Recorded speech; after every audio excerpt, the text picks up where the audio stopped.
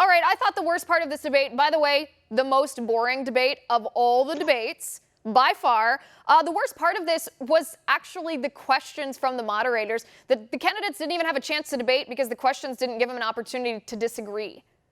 Of course, the questions, and you can't blame my doppelganger Rachel Maddow here. I mean, that's what happens when you have a leftist commentator moderating the debate instead of at least a purportedly or reputedly objective journalist. When you have that happen, it just becomes a gab fest where everybody is agreeing with one another. There wasn't any sort of hard question, but you do have to ask yourself, what could they have brought up? If they bring up the Joe Biden scandal, Hunter Biden, Burisma, if they congratulated Joe Biden on learning that very day that he has a grandchild from his son Hunter, who, as we know, was so qualified to be on this Ukrainian energy board. If they brought that up, they would be seriously handicapping themselves in the general election because Joe Biden still probably has the best shot in the general. What else were they going to bring up? If they had brought up the bombshell testimony, if they had really harped on that, there wouldn't have been anything to talk about. I mean, I think every single segment on every single news show today is more bombshell than the testimony we saw at the impeachment hearing, which amounted to Gordon Sondland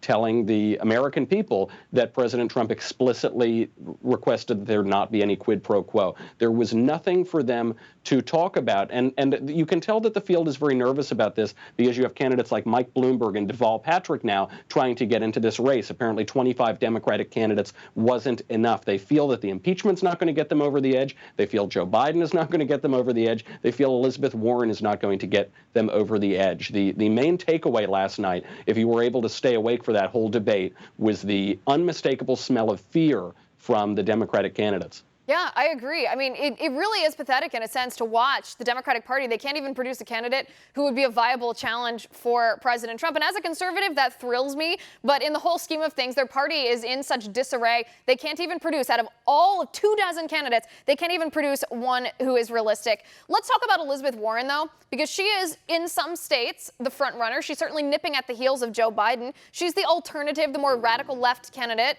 versus Biden's supposedly moderate views. But even she, when she's talking about her wealth tax, the audience was laughing. The Democrat audience was laughing at her proposition that she could pay for just about everything by taking some money away from very rich people.